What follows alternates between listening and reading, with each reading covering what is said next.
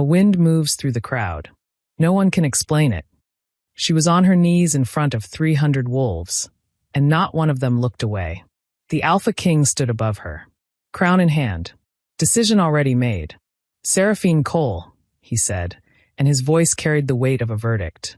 "You are found unworthy of this bloodline, unworthy of this pack, unworthy of me." The crowd did not react. They didn't need to. Silence in a wolf gathering is its own kind of cruelty. She kept her head down, hands flat on the stone. She had already decided she would not beg. She had already decided a great many things. He raised the crown. Every torch in the courtyard went out at once. No wind, no storm. Every flame dead at the same moment. And from somewhere in the dark, a sound the Alpha King had never heard in his life: laughter. Her name was Charlotte Edwin. She was the kind of woman rooms forgot about. Steady, quiet, the eldest daughter of a Naples woman who believed in chamomile tea and small prayers. She was not the sister people pointed at. That was always Vivian. Blonde, radiant, the kind of beautiful that makes men stop mid-sentence. But William had noticed Charlotte first. 2 years ago, for hours of conversation about cypress trees and the smell of the Everglades before a storm. He had come back for her again and again in small, quiet ways. A message before dawn. A single white gardenia on the seat of her car. She had told herself it didn't mean anything. She had been wrong. They had a single reckless night. 2 children followed, twins. Eli and Rose. She raised them in a cottage on the southern edge of his estate, close enough to be under his protection, far enough to maintain the fiction that she was no one's. And then came the ceremony of binding. The sacred ritual. The public claiming. The moment where an Alpha King declares his forever mate before all 7 packs, before ancestors and moon alike. An act that cannot be undone. He placed the crown on Vivian's head. Charlotte stood at the edge of the crowd. Eli's hand in her left. Rose's hand in her right. She watched her sister kneel before the man she loved. She did not cry. She wanted him to see her face. She wanted him to understand exactly what he had chosen to lose. Then she turned and walked into the dark. By morning, they were gone. All 3 of them. Rain had not stopped for 3 days. Charlotte had used every single one of them. She did not waste a minute of the time that grief tried to steal from her. While other women might have sat on the floor and pressed their faces into their hands, Charlotte Edwin packed. She packed the way she had done everything in her life, methodically, without sentiment, one item at a time. The children's clothing first. Then the documents. The ones she had been quietly gathering for 6 months, ever since she understood, deep in the part of her brain that refused to lie to itself, that the ceremony of binding was coming, and she would not be the one standing on that stage. She had known. She just hadn't let herself believe it. Vivian had visited the estate 3 times in the month before the ceremony. Charlotte had told herself her sister was there for pack business. She had told herself a lot of things. She was very good at that. On the first day of rain, she drove 40 miles to a branch of her bank in Fort Myers and withdrew $8,000 in cash. On the second day, she drove in the opposite direction to a different branch in Homestead and took another 6. On the third morning, while the crowd was still assembling for the ceremony, while Vivian was being dressed in white somewhere inside the keep's east wing, Charlotte was sitting in a gas station bathroom in Everglades City with a road atlas open on her knees, tracing a route north with her finger. Not a straight route. Never a straight route. She was not running. She was disappearing. There was a difference. Running leaves a trail. Disappearing means you planned every step before they knew to look for you. The ceremony began at sunset. Charlotte arrived back at the cottage at 4 in the afternoon, bathed both children, fed them, and told them they were going on an adventure. Eli was 2.5. He understood adventure. He grabbed his worn cloth rabbit and announced he was ready. Rose was 2.5 minutes younger than her brother. She looked at Charlotte with William's eyes, dark gray, unsettling, too knowing for a toddler, and said, "Is Daddy coming?" Charlotte kept her face perfectly still. "No, baby," she said. "Not this time." She dressed in her blue cloak. Not because she was sentimental. Because it was the warmest thing she owned, and the night was going to be cold. She walked the children to the ceremony because she had to be seen there. Because if she simply vanished without being witnessed, they would begin searching within the hour. But if they saw her in the crowd, standing at the edge, quiet, ordinary Charlotte who always stood at the edge, they would assume she had simply gone home after. They would not check the cottage until morning. That was all the head start she needed. Welcome back to the channel, my dear friends. Before we jump further into the story, please take a moment to subscribe, give this video a like, and tell me in the comments which country you're watching from. Your support means the world to me and helps me bring you even more exciting stories. Believe me, you won't want to miss what's coming next. Now, let's dive into the story. She stood at the edge of the crowd, and she watched her sister kneel before the man she loved. The torches burned in the Florida rain. The smoke curled up into the dark sky in thick white coils. 7-pack leaders stood in a half-circle behind William, their faces solemn, their eyes fixed on the ceremony that had been performed by Alpha Kings for 200 years. The crowd stretched back across the wet grass toward the walls of Blackthorn Keep, hundreds of bodies pressed close, breath rising in small clouds. Vivian was luminous. She always was. The white gown caught the torchlight and turned it gold. Her blonde hair was loose down her back, threaded with tiny flowers. She was genuinely beautiful. Charlotte had never hated her for that. Hatred requires energy, and Charlotte had always been too busy for hatred. What she felt instead, watching Vivian kneel on the stone dais, was something colder and more precise. She felt the specific grief of a woman who made a mistake she saw coming and stepped into anyway, because some part of her had wanted to believe the world was different from what it was. William stood at the center of everything. His black ceremonial coat, his absolute stillness, the crown in his hands catching firelight and throwing it back. He lowered it onto Vivian's head. The crowd erupted. And in that exact moment, in the thunderclap of noise and celebration, William's eyes moved across the crowd and found Charlotte's. She did not look away. She held his gaze for exactly 4 seconds, long enough for him to see that she was not crying. Long enough for him to see that she was calm. Long enough for him to understand that calm, in this case, was not acceptance.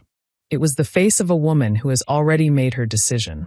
Then she turned around, took her children's hands, and walked into the dark.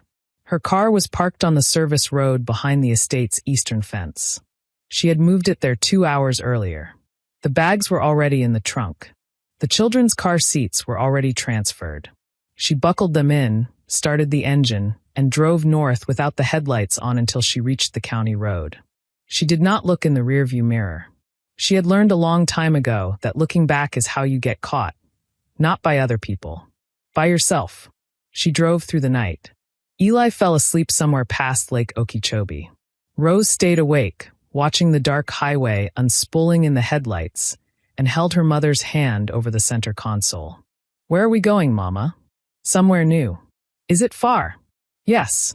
Rose considered this. Will there be trees? Charlotte felt something shift in her chest, something small and unbearable, like a splinter working its way toward the surface. Yes, baby. Lots of trees. Okay. Rose closed her eyes. I like trees. Charlotte drove until 4 in the morning and then pulled into a motel outside of Gainesville that took cash and asked no questions. She carried both children inside. She locked the door, slid the chain, checked the window. She sat on the edge of the bed in the dark for a long time. Then she opened the road atlas again and got back to work. Eliam stood in the empty cottage and looked at the crayon drawings for a long time. It was 6:45 in the morning. His head of security, a broad, silent man named Garrett, stood in the doorway behind him. Garrett was not the kind of man who spoke unnecessarily. He understood that his alpha needed the specific silence of a space from which everything important had been removed. The cups upturned on the rack. The children's beds made with hospital corners, the way Charlotte always made them. The single white gardenia on the kitchen table. Pressed flat and dry, the one he had left on her car seat 14 months ago, preserved between 2 pieces of wax paper and left behind on purpose. A message. A last message, delivered in silence, the same language he had always used with her. She was saying, I kept this, and now I'm leaving it, so you know I'm not coming back. William reached down and picked up the dried flower. It crumbled slightly at the edges. He stood with it in his palm for a moment. Then he turned to Garrett. Find her. The trail goes cold at the county line, Garrett said. She used cash. Multiple stops, multiple counties. She started withdrawing 2 days before the ceremony. She planned this, sir. She planned it well. I know. She took the children. I know. Your maid is asking. Garrett. William's voice dropped to a register that made the windows feel thin. Find her. Do it quietly. Tell no one else. Garrett nodded once and was gone. William sat down in the chair beside Rose's empty crib. It was too small for him. The chair was sized for Charlotte's frame, slight and precise, but he sat in it anyway. He looked at the drawings on the wall. The sun that was slightly lopsided, the way Eli drew everything. The wolf that was more like a dog with enormous teeth, which had made Charlotte laugh the first time Rose showed it to her. A surprised, real laugh that she didn't give easily. He had been standing in the doorway when that happened. Charlotte hadn't seen him.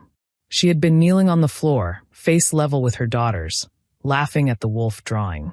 Rose had laughed too, not because she understood why it was funny, but because her mother's laugh was contagious in that specific, rare way. William had stood very still in the doorway and felt something he had no name for at the time. He had a name for it now. He sat in the small chair in the empty cottage for a long time. Outside, the rain finally began to stop. The Everglades slowly exhaled. The world resumed its ordinary business, indifferent, going on without consulting him. His phone buzzed. Vivian. He looked at the screen for 4 seconds, then set it face down on Charlotte's kitchen table. He had a great many things to think about, and most of them were going to be very difficult. Charlotte chose Asheville. Not because she had a connection there. Not because she knew anyone. She chose it because it was 11 hours from Everglades Ridge, because the mountains were nothing like the marshland she had grown up in, because the wolf packs of the southeastern territories had no formal presence there, and because it was the kind of city where a woman with 2 small children and an unusual amount of cash could build something quiet without too many questions. She found a rental through a private listing, paid 3 months up front, and introduced herself as Charlotte Ward. Not Edwin. Ward was her grandmother's maiden name, a fact she had always carried in the back of her mind like a spare key. She enrolled the children in a daycare center on a Monday morning, and by Thursday she had a part-time bookkeeping job with a small contracting firm whose owner, a 60-year-old woman named Patricia Holt, asked no questions and paid on time. She built her life the way she built everything, methodically, without sentiment. The apartment was on the 3rd floor of a building on the north edge of the River Arts District. Small, clean, with a narrow balcony that faced the mountains. Charlotte set up Eli's crib and Rose's toddler bed on the first night. She put up blackout curtains. She made sure the door had 2 locks. She did not unpack her own things for 2 weeks. She lived out of a single bag, the way you do when part of you doesn't believe you're staying. Every night she stood on the narrow balcony and looked at the mountains and told herself, "This is real. You are here. You are safe. This is yours." The children adapted with the terrifying resilience of the very young. Eli acquired 3 new friends at daycare within 4 days and reported their names and primary interests to Charlotte each evening in great detail. Rose was quieter. She had always been the more watchful of the 2, the one who sat back and studied before engaging. She took 3 weeks to decide that the mountains were acceptable. Then one morning she walked out onto the balcony in her pajamas, looked at the blue ridge in the early light, and announced, "Mama, this is good." Charlotte said, "Yes, baby. It is." She almost believed it herself. The hardest part was not the logistics. Charlotte had always been good at logistics. The hardest part was the 3 a.m. hours when the apartment was quiet and the mountains were dark outside the window, and she had nothing to occupy her hands. She thought about William. She hated that she thought about William.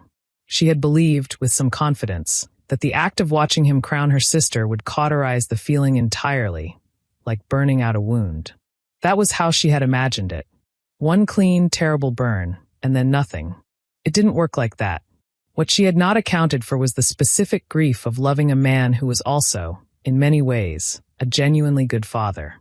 Whatever else William Richard was, whatever coldness lived in his political calculations, whatever cruelty had made him capable of what he had done, he had held Eli with complete tenderness from the first moment. He had sung to Rose in a low voice during the storms, sitting on the floor of the cottage with his back against the crib, not caring that it was undignified, not caring who saw. The children had loved him. They still asked for him, in the casual, persistent way of small children who don't understand why a thing they love has gone. "Where is Daddy?" "Daddy is far away." "Is he coming?" "Not tonight." She answered consistently, calmly, without trembling. In the morning she was fine. It was only at 3 a.m. that she pressed her hand over her mouth and sat very still until the wanting passed. Eric was the best tracker in 7 territories.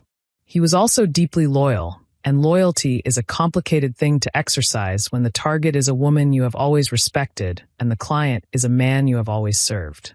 He found the motel outside Gainesville. Not through digital means, Charlotte had been careful about that, but the old-fashioned way. He drove the logical routes north from the estate, stopped at every motel and gas station along the way, and showed a photograph to the kind of night desk workers who are used to forgetting things until someone asks them specifically not to. A night clerk remembered a woman with red hair and 2 small children. Paid cash. Single night. From Gainesville, Charlotte's trail went cold again. She had taken back roads from there. He could trace the broad strokes of her route, but not the destination.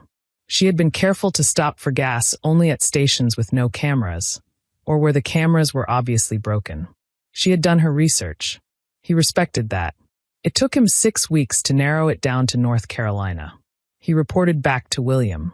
William sat at his desk in the Keep's study, Garrett's report in front of him, and said nothing for a very long time. "She's in the mountains," Garrett said. "I can have an exact location within a week." "Stop." William set the report down.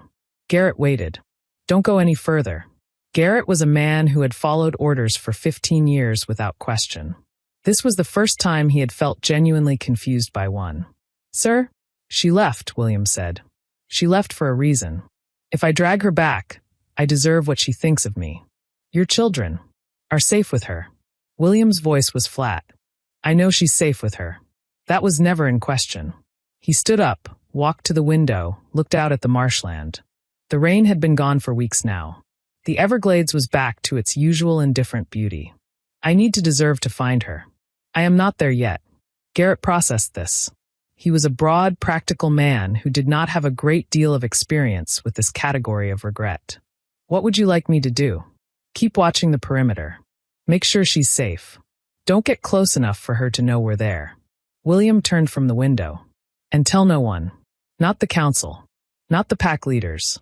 And especially not your mate," Garrett finished. "Understood." Vivian had been asking questions. This was a problem. She was not subtle about it. She had grown up being beautiful, which meant she had grown up understanding that she rarely needed to be subtle. She asked William's senior staff about Charlotte's whereabouts. She asked pack members who had been friendly with Charlotte. She asked, very casually and very pointedly, whether the children had been found. No one told her anything, because Garrett had spoken to the staff before she thought to. But her asking created a shape in the air, the outline of something that everyone could see and no one was supposed to acknowledge. The new queen of 7 territories was asking questions about her mate's bastard children and their vanished mother, and she was asking with a smile that did not reach her eyes. William noticed the questions. He noticed the smile. He filed both away and said nothing. He had married Vivian for reasons that had nothing to do with love and everything to do with politics. A merger of pack territories, the consolidation of an alliance that had been fraying for 2 years. He had known this going in. He had told himself it was the right thing for his people. He had told himself a great many things he was starting to understand that had been very convenient for him and catastrophic for everyone else. Our months into her new life, Charlotte met Thomas Hale. He was not relevant to the story she was trying to live. She understood this. She was 31 years old, she had 2 toddlers, she was working part-time and sleeping 6 hours a night, and she was very deliberately not interested in men. Thomas was 35, owned the independent bookshop 2 streets from her apartment, had a quiet sense of humor, and a border collie named Fenwick who sat under the counter and greeted every customer with the solemnity of a deputy sheriff. He was not complicated. He was not an alpha. He was not William. That was precisely his appeal. He gave the twins a standing invitation to come visit Fenwick on weekend mornings. Eli was immediately and completely won over. Rose took 3 weeks, then capitulated entirely, and could be found sitting cross-legged on the floor reading picture books while Fenwick pressed his gray muzzle into her lap. Charlotte was careful. She was always careful. She answered Thomas's questions economically, gave him the truth in small, manageable pieces. 2 kids, recently relocated, no, their father is not in the picture. She did not tell him the rest. She was not sure there was a version of the rest that could be explained to a normal person without several follow-up questions about werewolves. Thomas did not push. He accepted what she gave him with the equanimity of a man who had learned that people reveal themselves in their own time, and that the kindest thing you can do is make them feel safe enough to want to. She found that she liked him. Not in the way she had loved William. That had been a catastrophic whole-body event, a thing that had no business happening to a practical woman. This was something smaller and gentler. She found she looked forward to Saturday mornings. She found that Fenwick's weight on her feet while she drank her coffee was one of the more comfortable sensations she had experienced in recent memory. She told herself this was fine. This was healthy. This was what normal looked like. She did not know that 2 men in a truck had been parked at the far end of her street for the past 3 weeks. She did not know that a report on her routine, her apartment, her job, her children's daycare, and the bookshop she had begun to frequent, had been sitting on Garrett's desk for 10 days. She did not know that Garrett had made a decision not to forward this report to William without a fight with himself first. Garrett was a practical man. But he was also a man who had stood in the empty cottage and seen the dried gardenia on the kitchen table, and he had formed certain opinions about the entire situation that were not his place to express and were, nonetheless, very firmly held. He forwarded the report. He included the section about the bookshop, about the man named Thomas Hale and the border collie named Fenwick, about the Saturday mornings. He included it not because he wanted to cause trouble, but because William had asked for the truth and Garrett was constitutionally incapable of providing anything else. William read the report at midnight. He read it 3 times. The 3rd time, he set it down and sat in silence for a long while. Then he called Garrett and said 6 words. "I'm going to Asheville." Harlotte knew he was there before she saw him. It was a Saturday in November. The Blue Ridge had turned red and copper and amber, the way it did in autumn, and the streets of the River Arts District were thick with people carrying coffee cups and looking at galleries. She had Eli on her hip. He had announced that morning that his legs no longer worked and refused to be put down. And Rose was walking beside her with the particular determined gait of a small person who has decided that today she is an explorer. Charlotte stopped in the middle of the sidewalk. She didn't know why at first. Then she understood.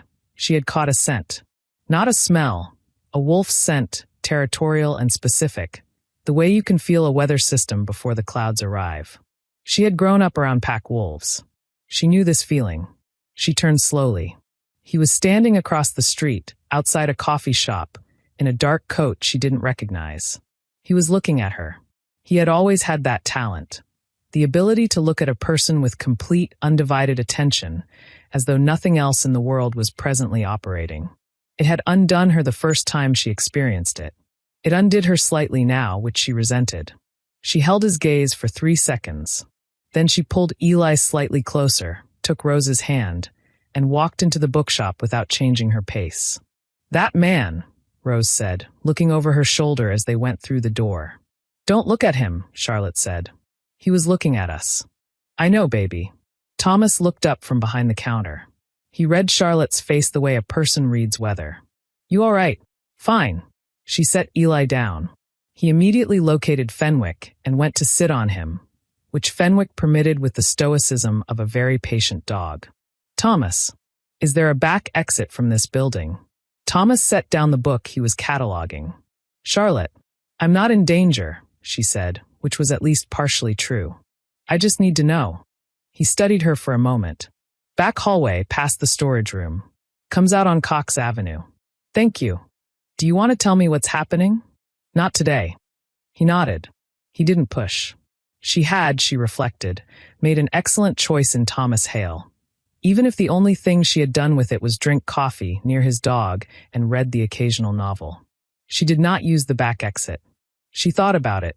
She stood in the storage room with her hand on the door handle for 2 minutes. Then she let go, straightened her spine, and walked back to the front of the shop. She was not going to run from him twice. She had made her decision. She had built her life.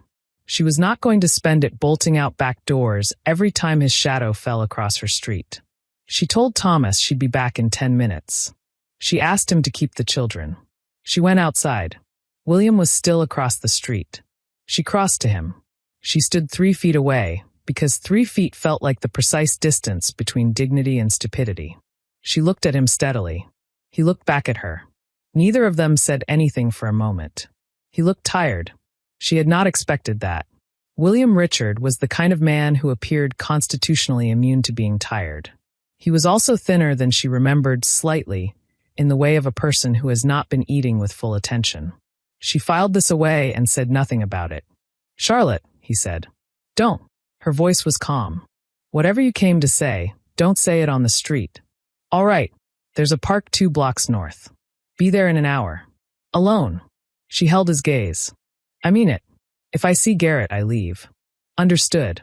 She turned and went back into the bookshop. What would you have done in her place? Would you have run or faced him? He was there when she arrived. Alone, as she had asked. Sitting on a bench near the edge of the park, not watching the entrance, looking at the mountains the way he used to look at the Everglades. She had always noticed that about him. He was a man who found genuinely still things to look at when he was trying to think. She sat down on the far end of the same bench, leaving the full length of it between them. She was wearing her blue coat. She had not thought about it until she was putting it on and then thought about it too much.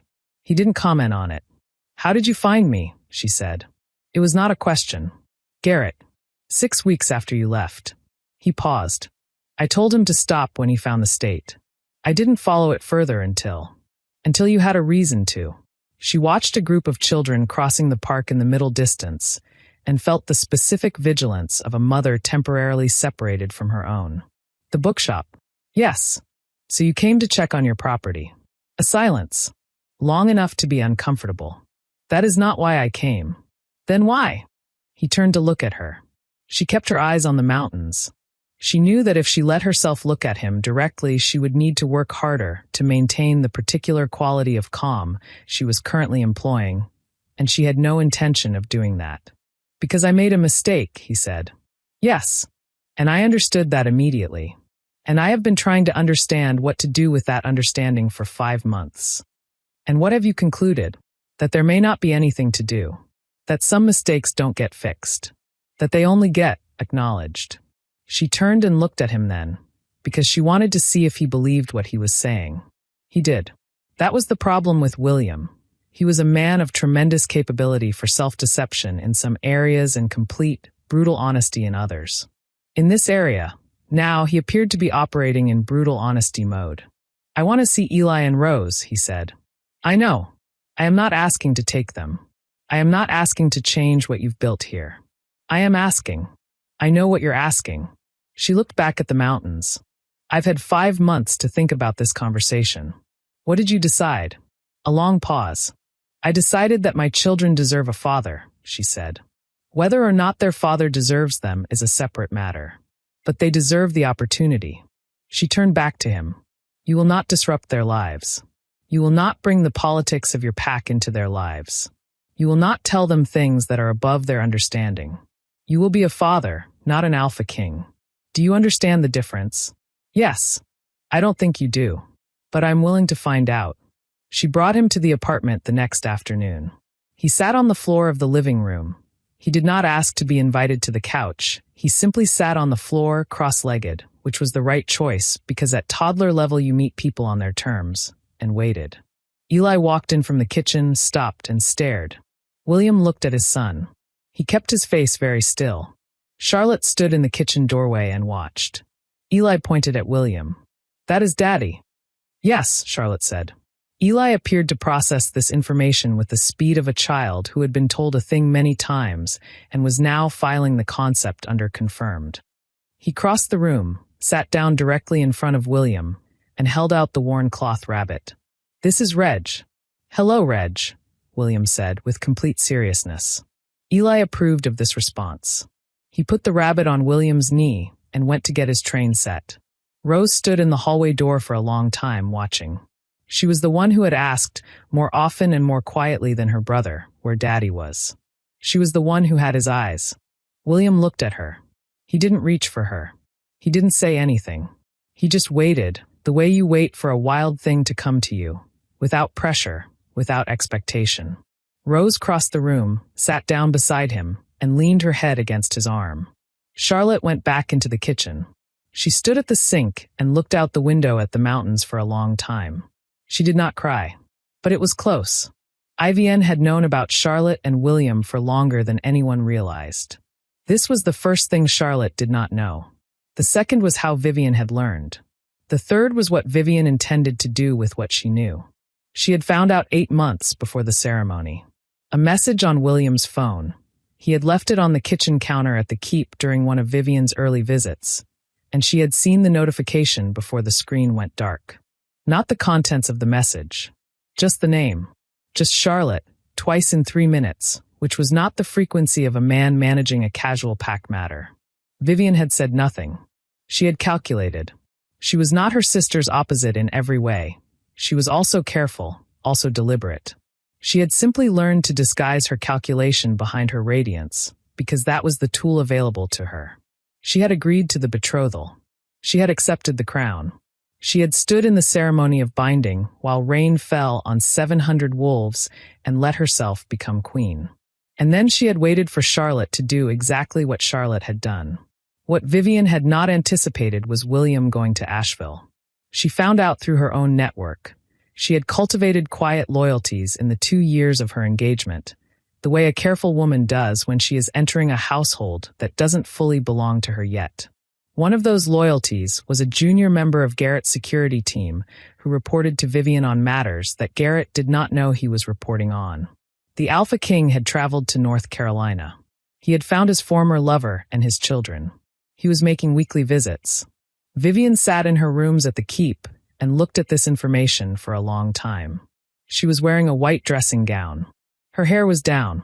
She looked, in this private moment, like nothing so much as a woman calculating a very long game on a board that had just changed shape. She had 2 options. She could do nothing and allow William's conscience to continue its quiet rehabilitation at Charlotte's expense, which she did not find acceptable. Or she could act. She picked up her phone and called a number she had been saving for 4 months. A man named Preston Cole, a pack lawyer from the Jacksonville territory, dry and precise and without sentiment, the kind of man who understood that law is a tool. "I need to know the legal status of children born outside the binding ceremony," she said.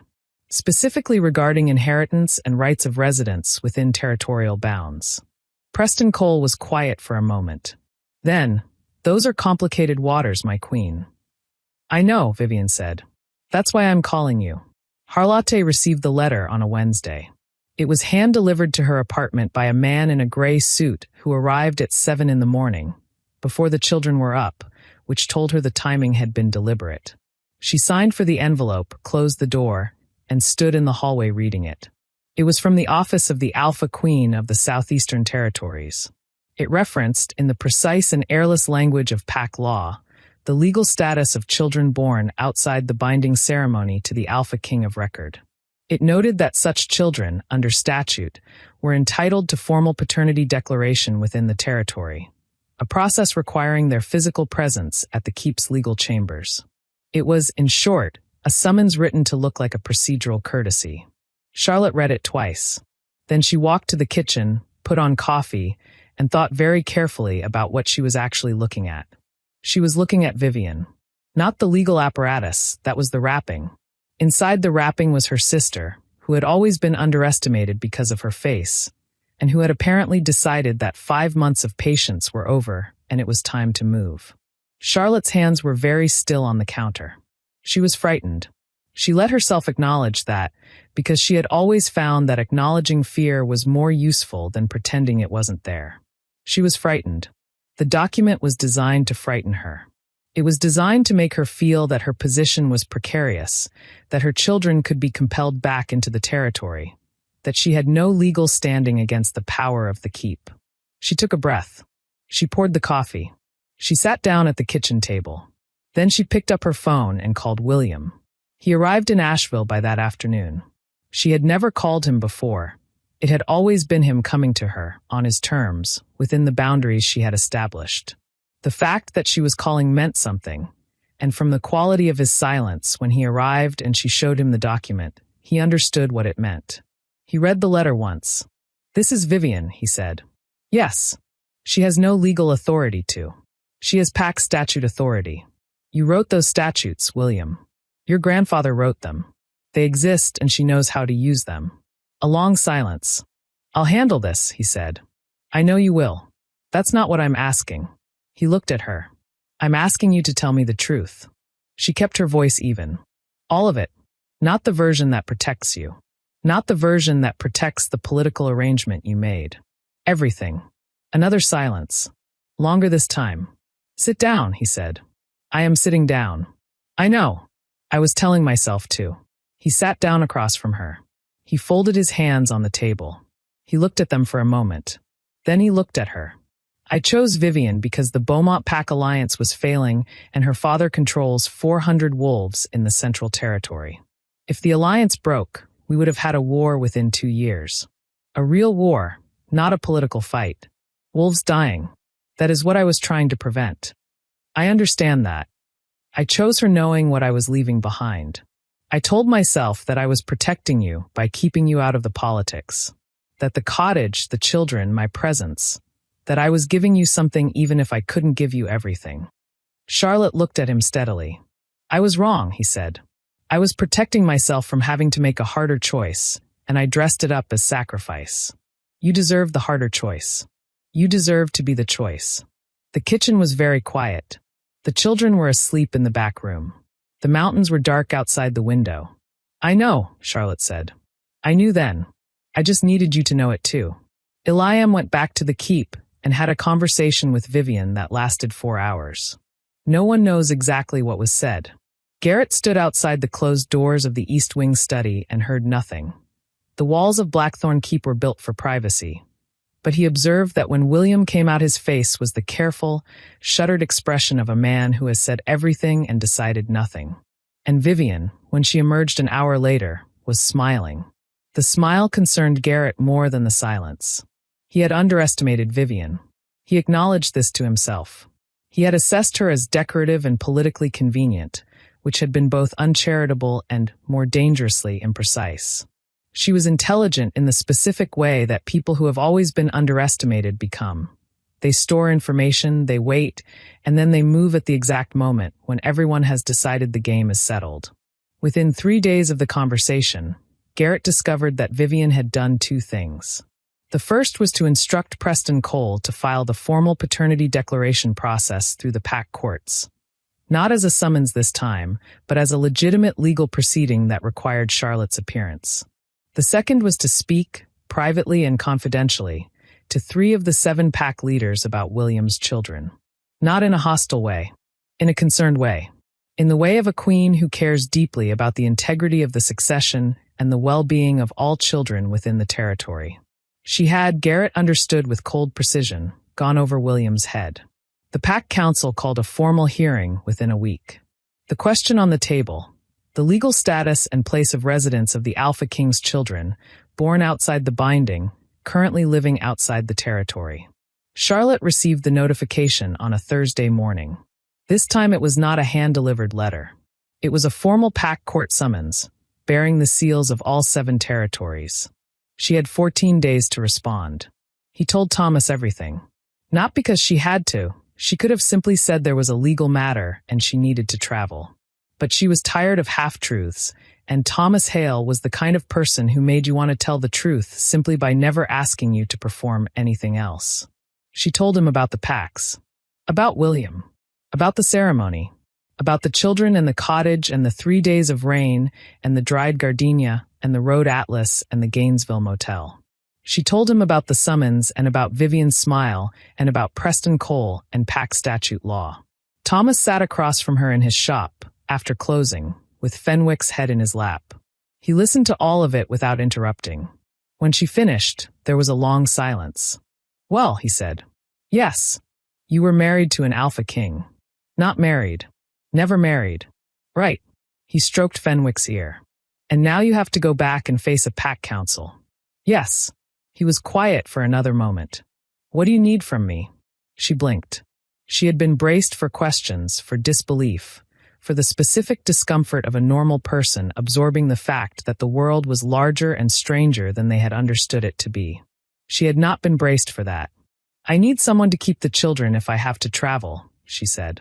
Done. He said it immediately, without hesitation. What else? Charlotte looked at him for a long time. Nothing else, she said quietly. That's everything. He nodded. Then you're all right. She did not know, in that moment, whether she was all right. She knew she was not alone. For a practical woman who had spent 5 months running entirely on her own resources, that was the more useful information. She called her own lawyer. Not a pack lawyer. A human family lawyer out of Asheville. A woman named Bridget Ames who had the specific personal energy of someone who had spent 20 years watching powerful people behave badly toward less powerful people and had decided to make a professional specialty of inconveniencing them. Charlotte had found her through Patricia Holt, who had described her as the kind of woman who walks into a room and makes the ceiling feel slightly lower. Bridget Ames listened to Charlotte's situation with the calm of a woman who had heard many unusual situations and classified this as unusual but workable. They can't compel you to appear, Bridget said. You are not a pack member. You have no legal ties to the territory. They can file whatever they like in their internal courts. It has no jurisdiction over you. I know that, Charlotte said. But if I don't appear, they can use my absence against me.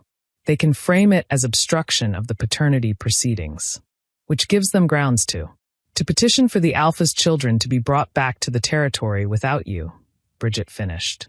Yes, I see. I need a strategy that lets me appear without conceding their jurisdiction. I need to walk into that room as a free agent who is choosing to cooperate, not a subject who has been summoned. Bridget Ames smiled for the first time. It was the smile of a woman who recognizes a genuinely good problem. I like you, she said. Let's get to work. He left the children with Thomas and drove south.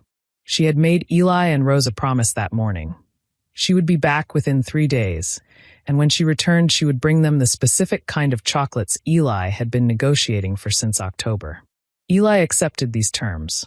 Rose looked at her mother for a long time with those dark gray eyes and said, You are coming back. It was not a question. Yes, Charlotte said. I am always coming back. She drove 11 hours south on the same route she had driven north 8 months ago in the opposite direction in the middle of the night, and tried not to think too hard about what that symmetry meant. The Everglades appeared on the horizon as the flatness began. That particular quality of Florida light, low and silver and vast, spread across a landscape with no interest in drama. She felt the territory before she crossed the county line. That specific pressure in the air, the way it thickens when you're moving into wolf-claimed land. She had always felt it. She had never fully understood what it said about her, that she found it comforting rather than threatening. Blackthorn Keep rose from the marshland in the late afternoon. She had forgotten how large it was. Living in an Asheville apartment had recalibrated her sense of scale. She parked on the main drive. She got out. She smoothed her coat, the blue one, which she had worn deliberately, for the same reason she had worn it the night she left. Consistency is its own kind of power. Garrett was at the front steps. He looked at her with an expression that was not quite guilt and not quite relief, but somewhere in the complicated territory between them. Miss Edwin. Garrett. She held his gaze for a moment. You kept your people off my street for 5 months. I want you to know I noticed, and I am not ungrateful. He nodded once, very slightly, in the way of a man receiving acknowledgement he hadn't expected and doesn't know what to do with. The Alpha King is in the council chamber. The hearing is tomorrow morning. I know. Where is my sister? A pause. In her rooms, he stopped himself. In her rooms. Good. Charlotte looked up at the keep. I'd like to speak to her before morning. Vivian's rooms were in the east wing, which was warm and faintly scented with the gardenias that had become, sometime in the past 8 months, the Queen's signature flower. Charlotte noticed this. She filed it away as the kind of detail that is either a coincidence or a message, and in her experience, coincidences of that particular texture were rarely accidental. Vivian opened the door herself.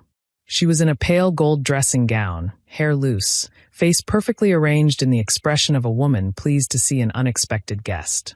"Charlotte." She stepped back. "Come in." Charlotte walked in.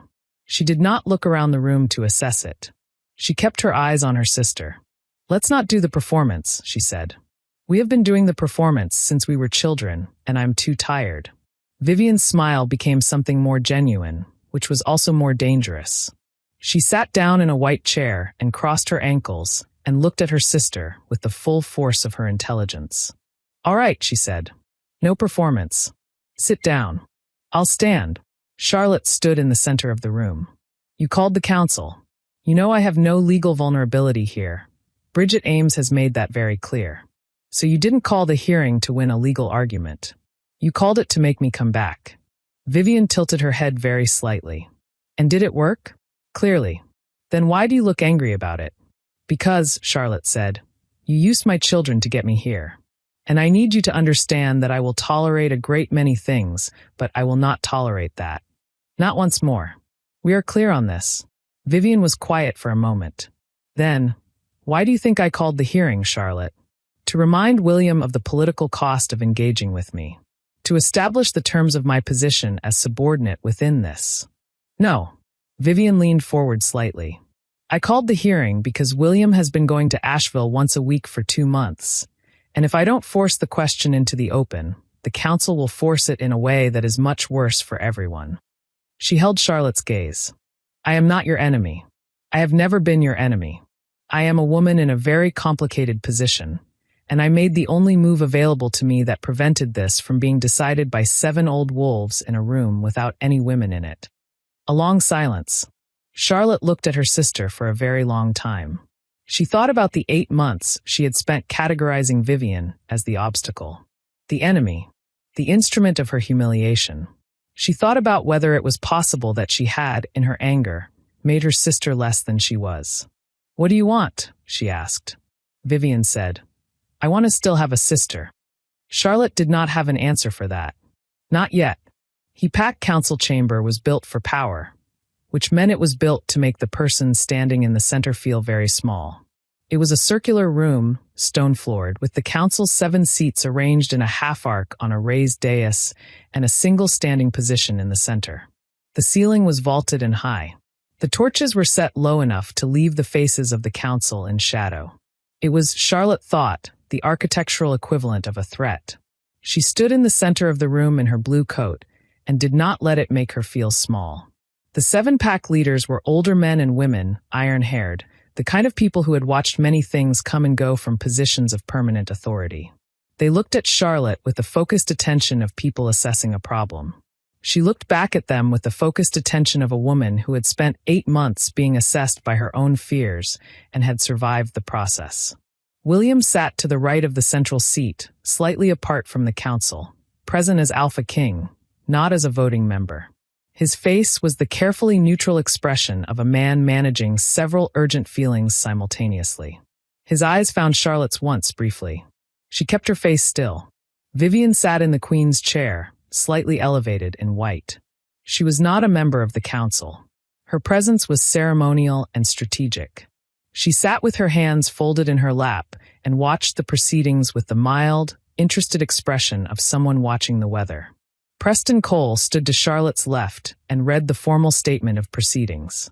Charlotte's lawyer, Bridget Ames, who had flown down from Asheville the previous evening with a rolling carry-on and the focused air of a woman who charges $400 an hour and earns every penny, stood to Charlotte's right. The lead council member, an ancient wolf named Harold Vance who had been pack elder since before William's father took the territory, cleared his throat. "Miss Edwin, you appear before this council voluntarily and without compulsion. You are free to leave at any time. Is that your understanding?" "It is," Charlotte said. "I am here as a free agent at my own discretion to address matters relevant to my children." "Your children," Harold Vance repeated, "who are the biological issue of the Alpha King." "Yes, and who currently reside outside the territory." At my choice. Yes. This council's concern, Vance said, is the formal status of those children within the succession framework of the Alpha King's line. This is not a custody matter. It is a matter of territorial record. I understand the distinction, Charlotte said, and I have no objection to the children's paternity being formally recorded. She paused one beat. Provided the record also formally documents their place of primary residence as their mother's household, to be located wherever their mother chooses to reside. A silence on the dais. The 7 council members exchanged glances with the particular economy of people who have been communicating in silence for decades. Preston Cole said, "That is an unusual request." Bridget Ames said, "It is a reasonable one." The hearing went for 3 hours. Charlotte did not sit down. Bridget Ames was magnificent. She had clearly spent the flight from Asheville reading every piece of PAC statute she could access, and she applied it with the precision of a surgeon, dismantling each procedural argument that Preston Cole advanced with the smooth competence of someone who genuinely enjoyed the work. Charlotte answered every question directly and without elaboration. She did not apologize for leaving. She did not apologize for the manner of leaving. She acknowledged that the children's father had a right to a relationship with them.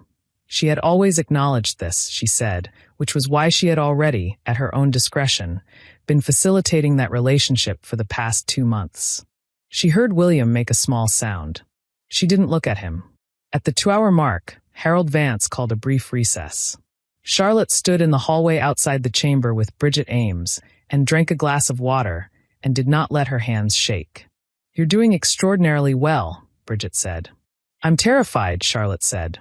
"Good. Terrified people concentrate." When the hearing resumed, William spoke. He had not spoken during the first 2 hours. He had sat to the side, present but not participating, as was technically appropriate for an Alpha King whose personal affairs were under council review.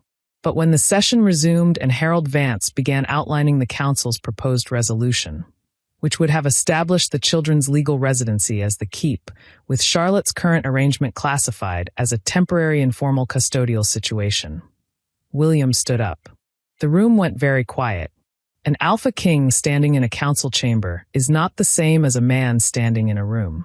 It changes the quality of the air. Charlotte watched the effect move through the council members. The instinctive deference, the recalibration, the careful reassessment of what was permissible to say next. She felt it too. She was honest about that. She felt it and she stood still and let it pass through her without changing anything. "I'd like to speak to the council's proposed resolution," William said.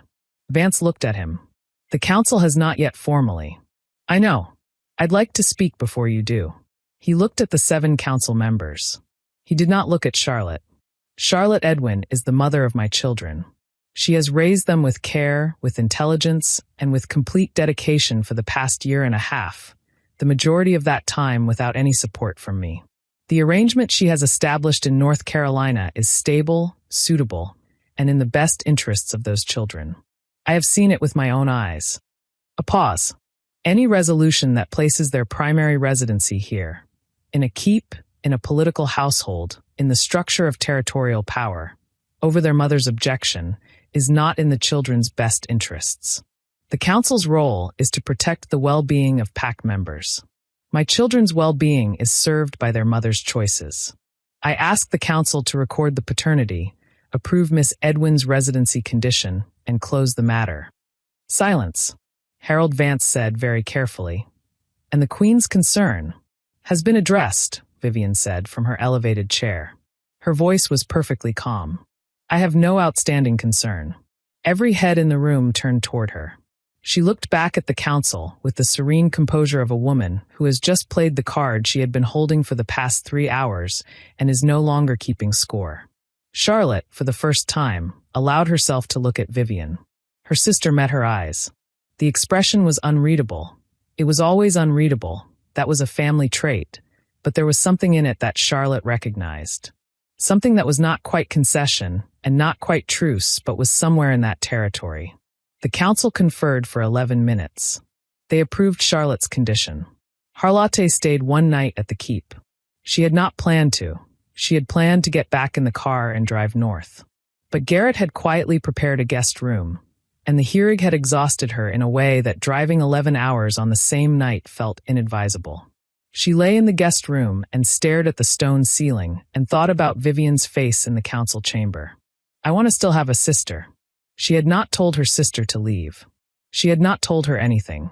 She had stood in the center of the room for another few seconds, and then she had walked out, because she had used every available piece of herself on the hearing, and there was nothing left for a conversation that would require all of her.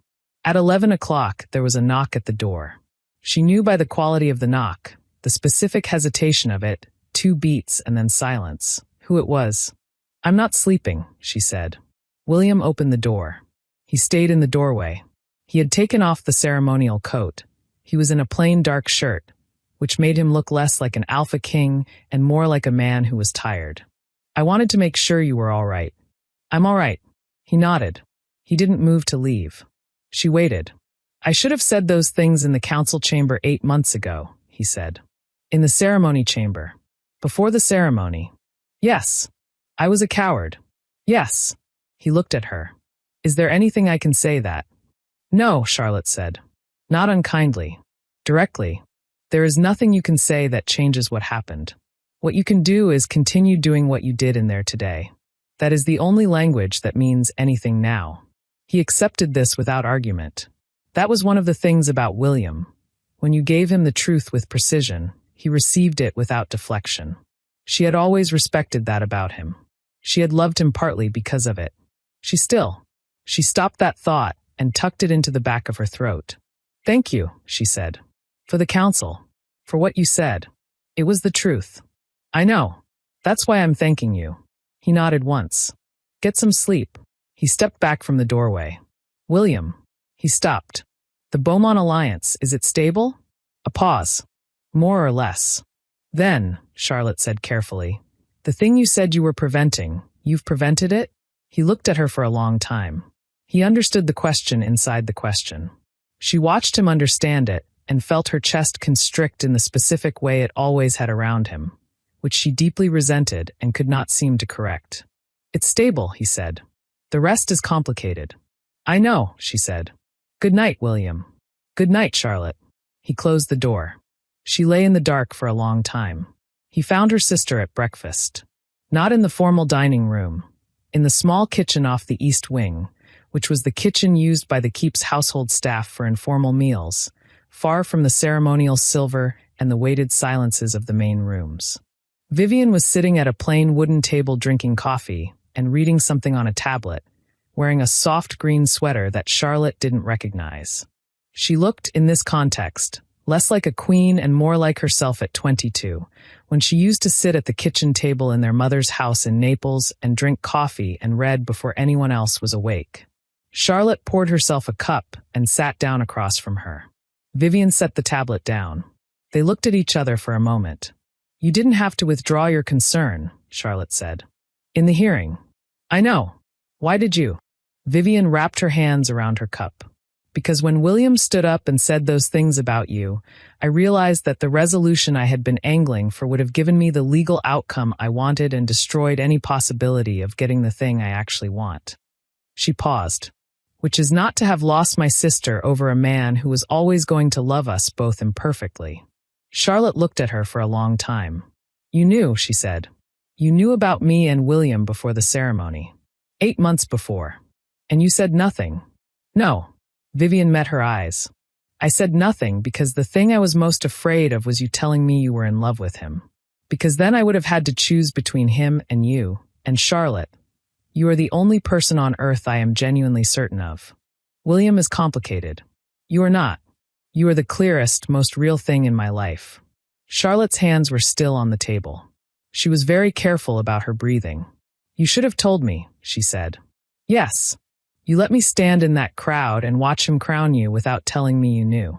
You let me walk away into the dark not knowing that you—" "I know." Vivian's voice was very quiet. "I know. I was trying to protect the outcome I had already decided on, and I did not care about the cost to you. And that is the worst thing I have ever done in my life." A pause. "I am telling you now. I am not asking you to forgive it. I am asking you to believe that I know what I did." A long silence. "Mama would be livid," Charlotte said finally. Something shifted in Vivian's face. She pressed her lips together. Mama would sit us both down with chamomile tea and tell us we were being idiots. Yes, she would be right. She usually is. Charlotte looked down at her coffee. I'm not ready to forgive you. I want you to know that I understand you're not entirely the villain I've needed you to be for the past 8 months. But I'm not ready to forgive you. It will take time. I know. But I am not going to pretend we are not sisters. Because we are. We are always going to be sisters. Whatever else happens, we are that. Vivian looked at her. Her eyes were very bright. Yes, she said. We are. Charlotte drove north that afternoon. She had called Thomas from the Keep's guest room that morning, and he had reported that Eli had eaten an entire bowl of cereal unsupervised and was extremely pleased with himself, and that Rose had taught Fenwick a new trick that Thomas himself did not fully understand, but was performing reliably. She drove with the window cracked and the mountains coming toward her from the north, growing steadily as the Florida flatlands gave way to red clay and then to the first blue ridges on the horizon. She thought about her sister's face. She thought about the dried gardenia. She thought about the way Rose had leaned her head against William's arm without being asked. She thought about the question she had asked him last night. The thing you were trying to prevent, you've prevented it? It's stable. The rest is complicated. The rest is complicated. She let that sit with her for 300 miles and didn't try to resolve it. Hat followed was not a clean resolution. Charlotte had expected that. She had given up expecting clean resolutions sometime around the night she drove out of Everglades Ridge in the dark, and she had found, to her surprise, that she did not miss them. William came to Asheville twice a month. He arrived on Saturday mornings, spent the day with the children, on the floor of the apartment, in the park, at the bookshop where Fenwick now treated him with the resigned affection of a dog who has decided a regular visitor is acceptable, and left by Sunday evening. He and Charlotte established a careful, functional communication that was not quite friendship and not quite estrangement, and did not have a name, which suited them both. They had never been good with names for things. The children thrived. Eli remained his extroverted, rabbit-carrying self, adding William to his social world with the same ease with which he had added everyone else. Rose was more deliberate. She had her father's capacity for stillness, which Charlotte no longer found as unnerving as she once had, because she had learned to read it. Rose was watching always, assessing, building certainty before she committed to anything. One Saturday in March, Charlotte came into the living room to find William sitting on the floor with both children, reading aloud from a storybook about a small fox who was trying to find its way home. He was doing voices, slightly different inflections for each character. Not elaborate, not performative, just committed enough to be honest. Eli was pressed against his left side, eyes enormous. Rose was against his right, not looking at the book at all, looking up at his face with the specific expression Charlotte recognized as the one Rose used when she was deciding to trust something completely. Charlotte stood in the doorway for a moment. Then she went back into the kitchen and put on the kettle and thought very carefully about what she was going to allow herself to feel and what she was going to set aside. She was still working on that calibration. She suspected she would be working on it for some time. Thomas Hale asked her to dinner in April. Not in the context of the bookshop. An actual dinner, at a restaurant, just the two of them, which was a different category of thing, and they both knew it. She thought about it for 3 days. Then she said yes. She was not ready. She suspected she might not be ready for a long time. But readiness, she had come to understand, was not always a prerequisite for beginning. Sometimes you begin, and the readiness comes after, if you are patient and honest and do not require yourself to be more healed than you are. She told Thomas on the walk back from the restaurant, I need you to know that I'm still carrying a lot. I don't know how much of it will come down and how long it will take. I know, he said. I need you to be prepared for this to be slow and imperfect and occasionally very inconvenient. I have a dog and an independent bookshop, Thomas said. I've made my peace with slow and imperfect. She laughed. It surprised her. The laugh, the sound of it, the way it came out of her without effort or permission. She had forgotten what that felt like. She had missed it.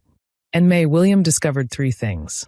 The first was that Vivian had been in private communication with the Beaumont Pack leadership throughout their marriage, negotiating her own separate position within the alliance framework, a set of arrangements that benefited her personally and that she had not disclosed to him. The second was that one of those arrangements involved the territorial status of Eli and Rose, and that her withdrawal of concern at the council hearing had been part of a trade that gave her something she wanted from the Beaumont leadership in exchange for allowing Charlotte's residency terms to pass. The third was that he was angrier about the first and second discoveries than he had expected to be. He was not naive. He had known from the beginning that the Beaumont alliance was a political arrangement and that Vivian had entered it with her own calculations. He had made his own calculations. He had expected a marriage of mutual strategic respect. What he had not expected was to discover that his children had been used as a bargaining chip without his knowledge. He found out through Garrett, who found out through a source in the Beaumont legal office, and he sat with this information for 4 days before he did anything with it. He called Preston Cole. Preston Cole, who had been Vivian's lawyer, found himself in the unusual position of being asked by the Alpha King to review the legality of those private arrangements. He reviewed them carefully. He came back with an answer that was, professionally speaking, very interesting. The arrangements Vivian had made were not illegal under Pack statute, but they were, under the specific terms of the binding ceremony and the treaty obligations of the Alpha King's line, a material undisclosed interest that affected the neutrality of the council proceeding. In other words, the hearing had been compromised before it began. William sat with this for another 2 days. Then he called Charlotte. "I need to tell you something," he said. "I'm going to tell you all of it." She listened. She was standing in the kitchen, the phone pressed to her ear, looking out at the mountains in the late afternoon light. She listened to everything. When he finished, she said, "What are you going to do about it?" "That depends," he said, "on what you want." A pause. "What do I want?" "You have legal grounds to petition for a rehearing. With the compromised proceeding as grounds, you could take it to the full extended council, all 7 Pack leaders plus the neutral body. The original decision would likely be upheld, but you'd have a cleaner record." "I don't want a rehearing," Charlotte said. "I want my children to have a stable, undisrupted life." "I know. Then why are you telling me this?" A longer pause this time. "Because I told you the last time we were face to face that I was going to stop saying only the convenient truth. And this is not convenient. But it is the truth. And you deserve it." Charlotte was quiet for a moment. "William." "Yes. What are you going to do about Vivian?" Another pause. "The longest yet." "I don't know. That is also the truth." "All right." She looked at the mountains. "Thank you for calling me." "Yes. Tell me when you know." "I will." And then, very quietly, "Charlotte." "Don't," she said. She kept her voice gentle. "Not yet." "No," he said. "I know. I was just saying your name." She closed her eyes for a moment. Then, "I know." She hung up and stood at the kitchen window for a long time with the phone in her hand and the mountains going amber in the late light. The thing about Vivian's private arrangements was that they did not stay private. This was the part that no one had accounted for. Vivian had assumed, because she always assumed this, that her intelligence and her radiance together constituted a sufficient security system. She had been correct about this for most of her life. She had underestimated one variable. The Beaumont legal office, which had its own internal politics and its own factions, and within which one junior attorney had a cousin in William's counsel who was owed a favor. By June, the substance of the private arrangements had circulated through 4 of the 7 Pack territories. This was not a legal crisis. It was a legitimacy crisis, which is considerably worse. Legal crises can be argued. Legitimacy crises eat into the invisible structures that hold power together, and once they begin eating, they are very difficult to stop. The question being whispered in 4 territories was not complicated. Had the Queen used the Alpha King's children as a bargaining chip to secure her own personal position within the alliance? The answer, legally speaking, was complicated. The answer, from the perspective of 700 wolves who had watched the ceremony of binding and invested their loyalty in the Queen, was not complicated at all. William called a full council meeting in July. He did not tell Vivian in advance what the agenda was. He told her the meeting was about the Beaumont alliance renewal. She came to the chamber in white, composed, and sat in the queen's chair with her hands folded and her face arranged in the expression she used for proceedings that were beneath her concern. William laid out the substance of her private arrangements. He did it without editorializing. He read the documents. He allowed the council to review them. He answered questions. He was throughout the most neutral person in the room about the most personal subject in the room, which was an extraordinary feat and cost him considerably more than he showed. Vivian did not dispute the facts. She disputed the characterization.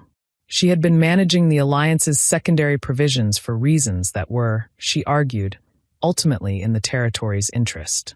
She had not acted against her mate's authority. She had acted, as queens often must, in the spaces between explicit instructions. Harold Vance, who had been a pack elder for 30 years and had seen many things, looked at her across the council chamber and said, "And the children, my queen? Were they a secondary provision?" The room was very quiet. Vivian looked back at him with her full composure. She said, "I resolved the matter of the children in a way that protected their interests." "You resolved it in a way that served your interests," William said. His voice was very quiet and very flat. "That is not the same thing." Another silence. The council withdrew to deliberate. Hay deliberated for 2 days. 2 days was unusual. Most council matters were resolved within hours. 2 days meant the council was not arguing about the facts. They were arguing about the consequences. Charlotte knew none of this in real time. She was in Asheville, working, raising her children, seeing Thomas on weekends with the tentative, warm carefulness of a woman learning how to want something again without treating that want as a liability. Garrett sent her a brief message, matter under review. "You are not affected. We'll update." She trusted Garrett's brevity and went about her life. The council's decision arrived at the end of the second day. It was not a removal of the queen. That would have been a structural cataclysm, a seismic event that would have destabilized every alliance the territory had built. The council was too experienced for that. What they issued instead was a formal censure. A censure recorded in the Permanent Council Register, citing the Queen's undisclosed private arrangements as a breach of the transparency obligations attaching to the Alpha King's line. The Beaumont arrangements were to be formally disclosed and renegotiated under full council oversight. The provisions involving the children were annulled. It was, in the architecture of pack politics, a significant public diminishment. Vivian accepted it with complete composure. She thanked the council for their thorough deliberation. She offered no recriminations, no performances. She walked out of the chamber and through the hall and into her rooms and closed the door. Garrett reported to William that he had heard, from outside the door, a sound he had never heard from the Queen's rooms before. Silence. Complete, absolute silence. No footsteps. No movement. Nothing. He had stood outside that door for 20 minutes, just to be sure she was still in there. She was. William called Charlotte that night. "It's done," he said. "The provisions affecting the children are annulled. The record of the original hearing will be amended. Your arrangement stands on its own terms, independent of any trade." "Thank you," Charlotte said. "You don't need to thank me. I should have. I know what you should have done," she said. "I'm thanking you for what you did. There is a difference." A pause. Then, "How are they?" "Eli has decided his life's ambition is to own a dog." "And Rose?" "Rose has decided that mountains are, in fact, the best possible geographical feature, and she is currently somewhat contemptuous of anyone who lives in flat terrain." He laughed. A small sound, quieter than most people's laughter, but real. She had always found it disproportionately effective, that laugh. She filed this as a problem for another day. "I'll be there Saturday," he said. "I know," she said. "They'll be ready." IVN requested a visit to Asheville in September. She didn't call Charlotte. She called Garrett, who was now functioning as a sort of unofficial intermediary between all the parties in a situation that had long since exceeded anyone's ability to categorize, and asked him to ask Charlotte if she would be willing to have a visitor. Charlotte said yes. She wasn't sure why. She had been sitting with Not Yet for 9 months and had not yet established when Yet arrived. But when Garrett called with the request, there was something in her that said, "It's time. Not to forgive. Not to resolve. Just to continue." Vivian arrived on a Wednesday morning, in a car Charlotte didn't recognize, dressed without the queen's quality, jeans and a pale blue shirt, her hair in a plain braid, no jewelry. She looked, Charlotte thought, like someone who had made a decision to stop performing and was still learning what that felt like on their face. Charlotte made coffee. They sat at the kitchen table, the same way they had sat at their mother's kitchen table 100 times before everything complicated had happened. "I'm not here to ask for anything," Vivian said immediately. "I want you to know that. I don't have a strategy. I'm not running a play." "I know," Charlotte said. "If you were running a play, you'd have come in white." Vivian looked at her for a moment. Then she made a sound that might have been a laugh. "You always saw through me. You were never as difficult to read as you thought." "No. I know." Vivian looked at her coffee. "I owe you an apology that I have been trying to construct for 9 months, and I cannot make it as precise as I want it to be. So I am going to give it to you imprecise and ask you to take it for what it is." "Go ahead." "I am sorry that I knew and said nothing.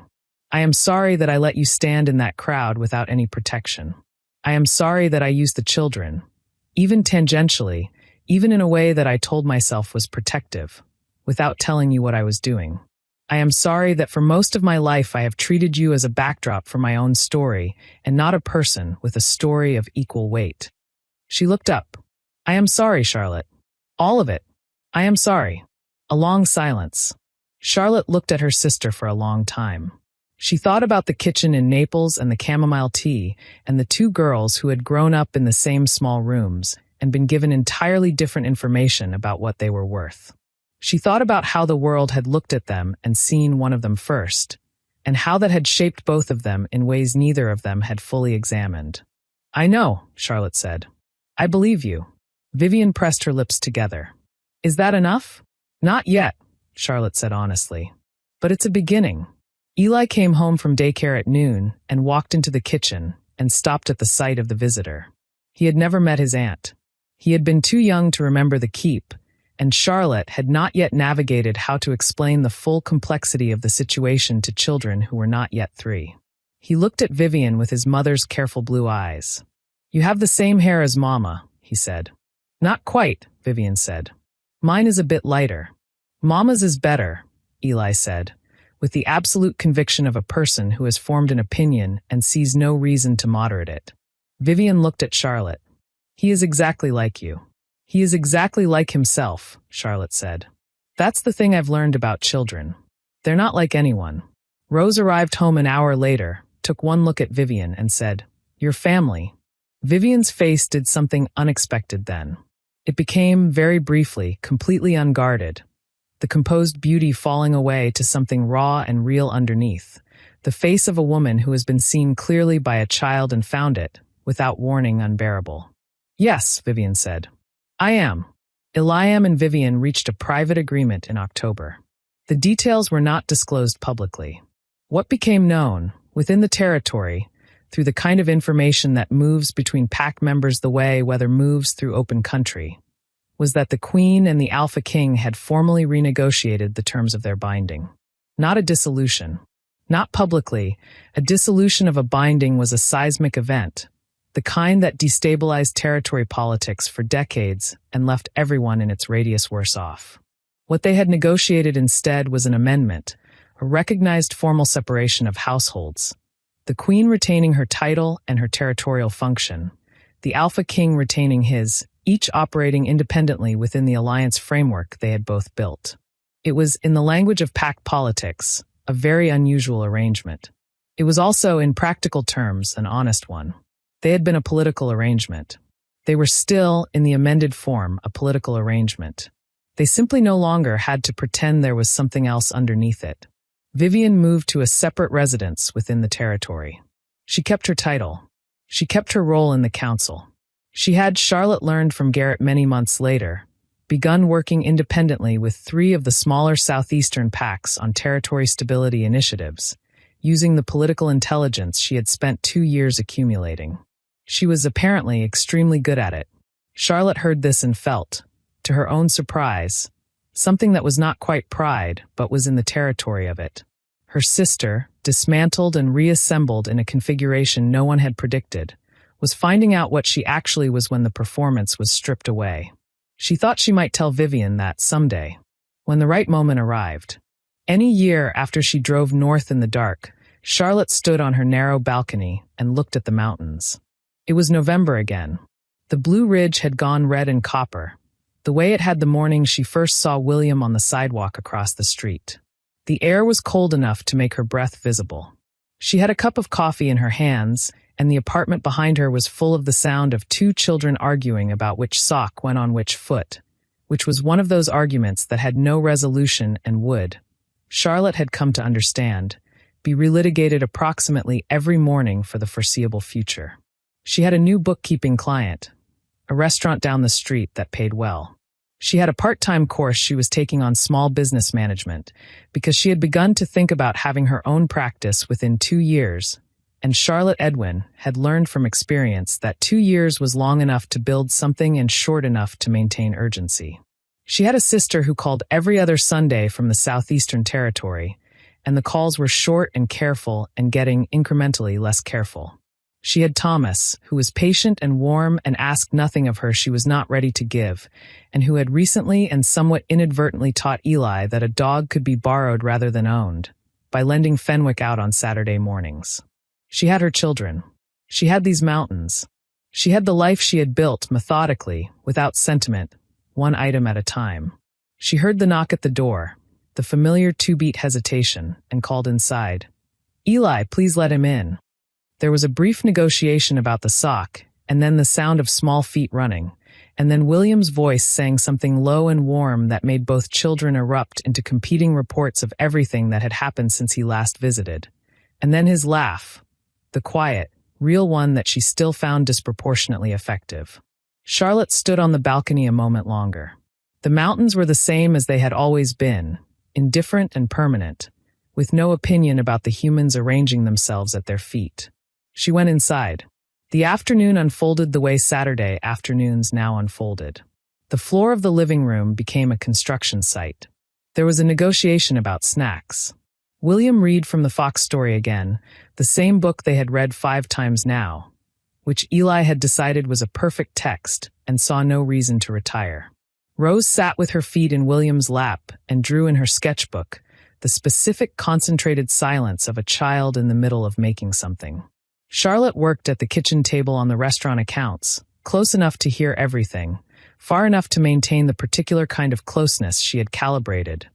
Present, warm, not available for more than she had decided to give. The balance was imperfect. It was always imperfect. She had made her peace with imperfect. At 4 o'clock Thomas knocked. His knock was different, shorter, more confident, and came in with Fenwick and a bag of groceries and the calm, cheerful energy of someone who has decided that the best thing he can do in an unusual situation is be steadily useful. He and William had met for the first time in August. The meeting had been, by any measure, the most awkward 45 minutes Charlotte had endured since the Pack Council hearing. Both men had been entirely civil, which was the problem. The civility had the specific, careful quality of 2 people deciding simultaneously to be better than their instincts. Now, 3 months on, they had achieved a workable equilibrium that Charlotte privately found both impressive and mildly exhausting. They talked about the children. They did not discuss anything else. It was an arrangement of willful, mutual, civilized limitation, and it functioned.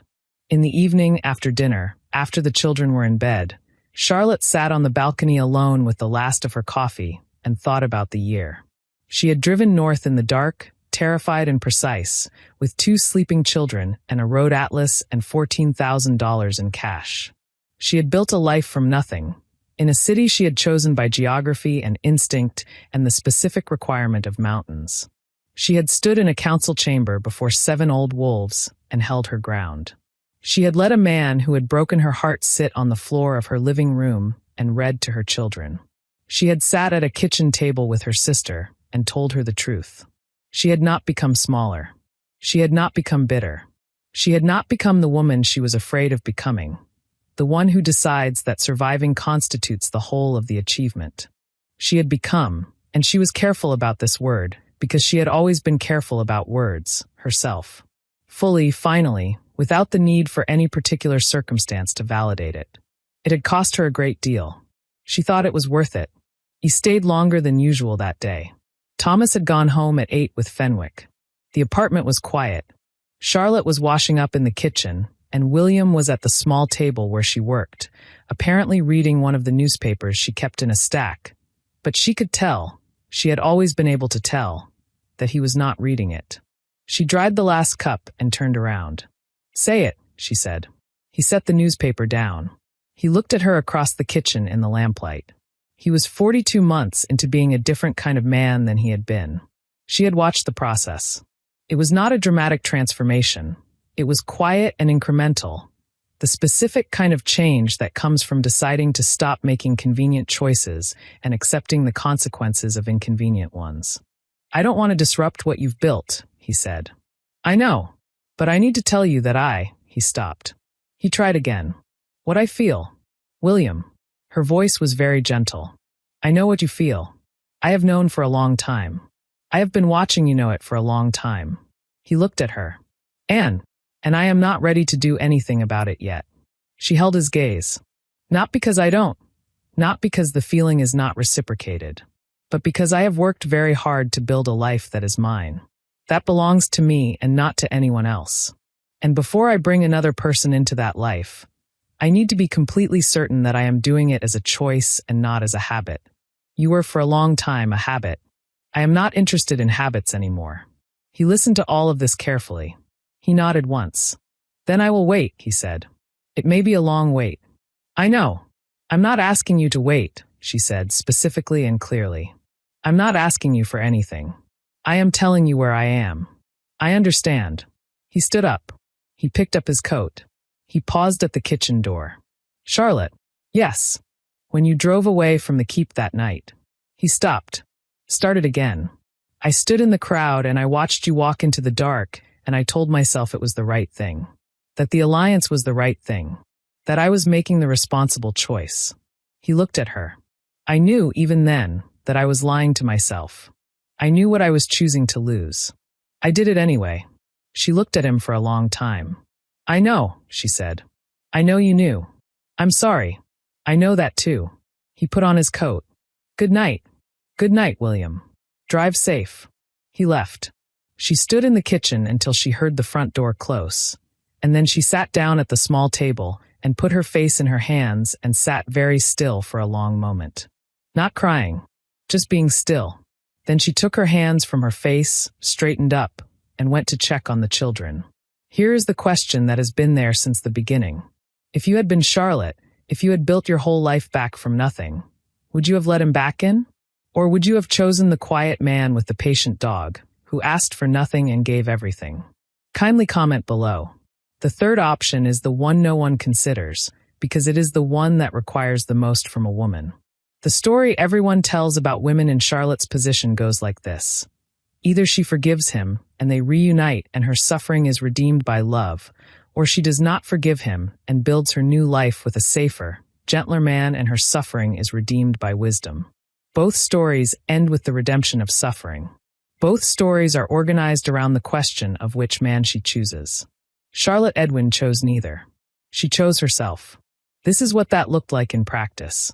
It looked like telling Thomas, in February of the following year, that she cared for him deeply and was grateful for every single Saturday morning, and that she did not think she could be a fair partner to him while she was still in the process of becoming, and that she would rather lose him honestly than keep him imprecisely. He had listened to this with his characteristic quiet. He had said, "I figured." He had asked if they could still be friends, because he was genuinely fond of her and genuinely fond of the children, and was not willing to lose any of them if he had options. She had said yes, gratefully and without reservation. Fenwick continued to be borrowed on Saturday mornings. It looked like telling William in April that she needed another year. Not as a test, not as punishment, as a real requirement of her real self. He had said, "I'll be here." She had said, "I know. I'm asking you to be." Those were different things, and they both understood the difference. It looked like calling her mother, whom she had not called in 14 months, and having a 3-hour conversation that covered everything. The children, William, Vivian, the cottage, the road atlas, the dried gardenia. Her mother had listened to all of it. At the end she had said, in the voice she used for things she meant precisely, Charlotte Elizabeth Edwin, you are the strongest person I have raised, and I raised two very strong people. But you are allowed to need things. You are allowed to want things. You are not required to earn the right to be loved. Charlotte had cried then, on the phone in her kitchen while the children slept. The specific, necessary cry of a woman who has been running on efficient grief for too long and finally lets the real thing in. Her mother was there for all of it. That mattered more than she would have predicted. In June, she opened the bookkeeping practice. Charlotte Ward and Associates, with the Ward because she wasn't ready yet to go back to Edwin in professional contexts, and Associates because she fully intended there to be associates eventually. One room in a shared office space on the north side of the River Arts District, a second-hand desk, a good chair, a small fern that she watered religiously because she had decided that having something alive in the office was important for her quality of thinking. Patricia Holt sent her first 3 clients. Thomas sent 2 more. Within 4 months, she had 9 regular clients and was turning down new inquiries, which was the specific problem she had planned for. She was good at it.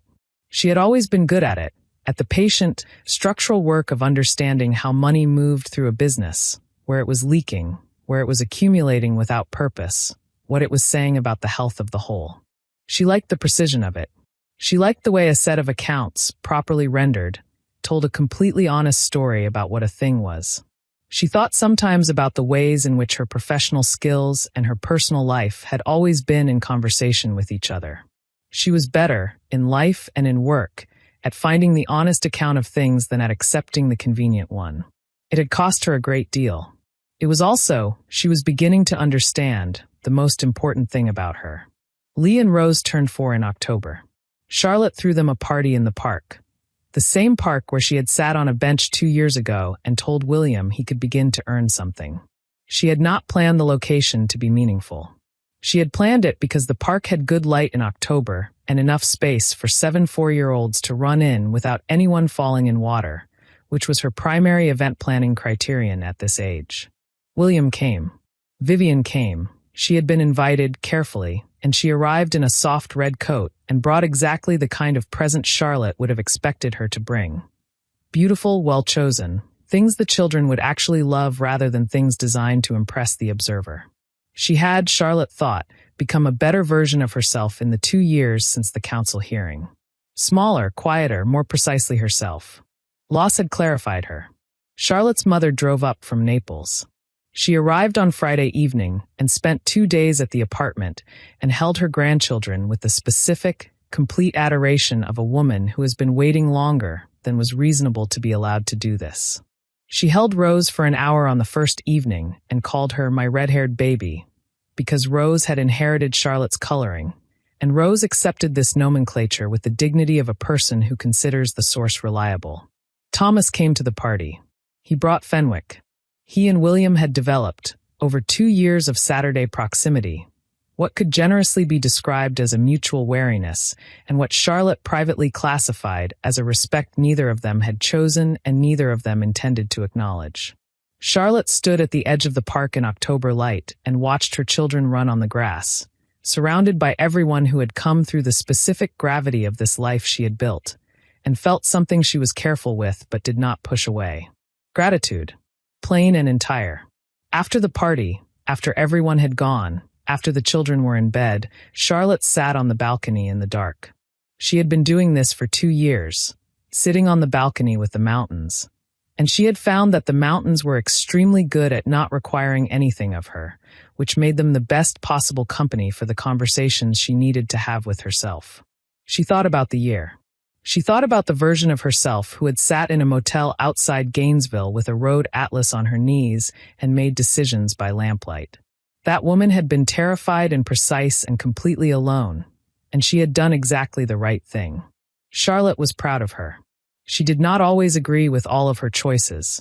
She had been too hard on herself in some moments, too forgiving of herself in others, too certain sometimes and not certain enough in others. But the direction had been right. The fundamental orientation had been right. She had driven toward herself. In the dark, in the rain, with her children asleep in the back seat, she had driven toward the person she was when she was not being reflected in someone else's eyes. That was the right direction. It had always been the right direction. She thought about William's face at the party, the way he had stood with Eli on his shoulders while Rose sat in Charlotte's mother's lap and watched them with those gray eyes, and the way he had looked, in that moment, like a man who understands exactly what he has and does not take it as a given. Like a man who has spent 2 years learning the difference between possession and presence. She thought about what her mother had said on the phone. You are allowed to want things. She sat with all of it for a long time. Then she got up, went inside, and went to bed. In the morning she would make a decision. In the morning she would call him. He called him at 9 on a Sunday morning. He picked up on the second ring. Charlotte, I need to tell you something, she said. I'd like to tell you in person. This week, if you can manage it. A pause. She could hear, in the quality of his silence, that he understood the category of what was being offered. I'll be there Tuesday, he said. Tuesday is fine. She hung up and stood in the kitchen for a moment. She felt something she hadn't planned for. A specific lightness, not euphoria, not the terrifying whole-body thing of the early days, but something cleaner and steadier. The feeling of a decision that is made from strength rather than need. She made the children's breakfast. Eli was very passionate about the scrambled eggs. Rose ate a piece of toast and drew a mountain. Charlotte watched them and thought, we are all right. All 3 of us, we are all right. He arrived on Tuesday as promised. She had asked him to meet her at the park, not the apartment. She wanted neutral ground, wanted the open sky and the mountains as her witnesses, because they had always been honest with her when other things were not. He was there when she arrived. Same bench 2 years on. He stood up when he saw her. She noticed that, stood up, not because of territory or ceremony or the specific reflexes of an alpha managing his domain, but because she had come and he was glad. She sat down. He sat down. I need to ask you something first, she said. Before I say anything else. Go ahead. The Beaumont Alliance. Is it stable enough to survive being renegotiated? He looked at her carefully. He understood what she was actually asking. Yes, he said. We've been rebuilding the structural provisions for 8 months. The 4 central territories are self-sustaining. The alliance doesn't depend on the original terms anymore. And your relationship with the council?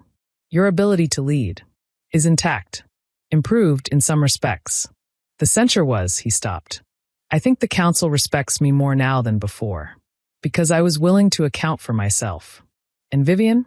If you and I, she paused. Would that destabilize her position? He looked at her for a long moment. You're asking me whether the people around us would be harmed by our choice. Yes.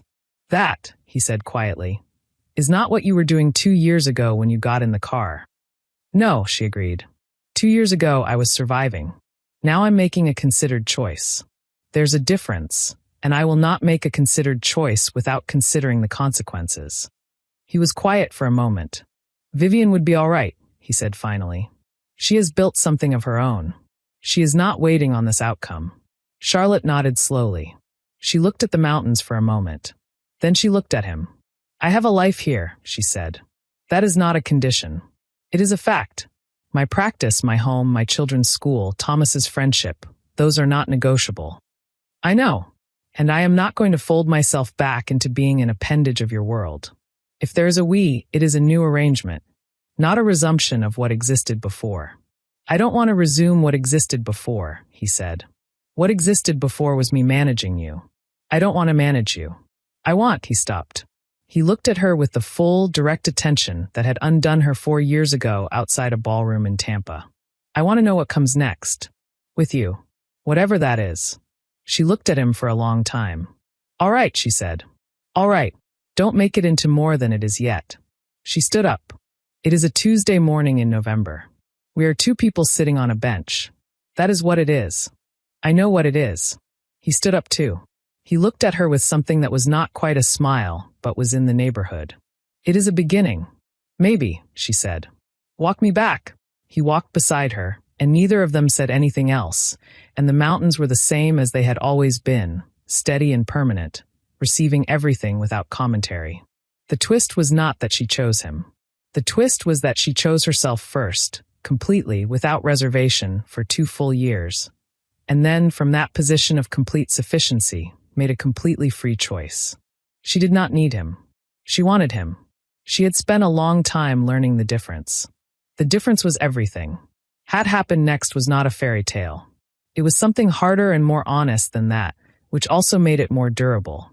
William began to appear in Asheville more often. Not always for the children, sometimes simply to be in the city where Charlotte lived, in the orbit of her ordinary life. He did not insert himself. He rented a place on the north side of town and worked remotely several days a week when he could manage it. He became a presence in her life the way weather becomes a presence. Expected, noted, neither entirely controllable nor entirely unwelcome. Charlotte allowed this. She observed it. She tested it in the way she tested most things, not by asking questions, but by watching what happened over time, by looking at whether the presence changed her or whether she remained, in its presence, completely herself. She remained herself. She found, with some surprise, that his presence did not diminish her the way it once had. It did not make her smaller or more uncertain. She had become someone who could not be diminished by a person she loved, because she had done the work of being large enough to contain the love without being consumed by it. This was a significant discovery. She noted it carefully. By spring, they had something. It did not have a name, which still suited them both. It was an honest arrangement between two people who had each earned their way to a cleaner understanding of themselves. It was, Charlotte thought, better than what they had before, because it was made of real things. Real respect. Real admission of fault. Real continuous choice. She did not call it a happy ending. She called it a good continuation. Thomas found someone in the spring. Her name was Nina, a ceramicist who had recently moved into the building next to the bookshop, and who had, after 4 months of increasingly deliberate coffee-related coincidences, announced that she found Thomas interesting and intended to continue finding him interesting until he did something about it. Charlotte met Nina on a Saturday morning and liked her immediately. Nina had the specific energy of a person who has spent a long time making things with their hands and has thereby developed the patience to make things with their hands, which she applied to Thomas with steady, matter-of-fact affection. Thomas had the grace to be transparently happy about this, which Charlotte found both endearing and deeply deserved. She told Thomas, on a morning in April while Fenwick pressed his muzzle into her knees and Rose read quietly on the floor nearby. "I'm glad for you. Are you all right?" he asked, because that was the kind of man he was. "I am genuinely all right," she said.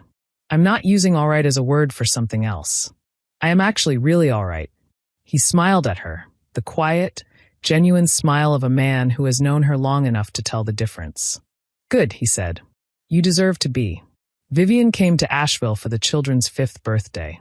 She came without announcement, without ceremony, with a box of chocolates and a story she had prepared about a small wolf who got lost in the mountains and found his way home by following the sound of his own heartbeat. She sat on the floor of the living room and told the story to Eli and Rose with complete and genuine attention. And Eli leaned against her arm, and Rose sat cross-legged and studied her aunt's face with those gray eyes. And the afternoon light came through the window and lay across all of them in long October stripes. Charlotte stood in the kitchen doorway. William stood beside her. Neither of them said anything.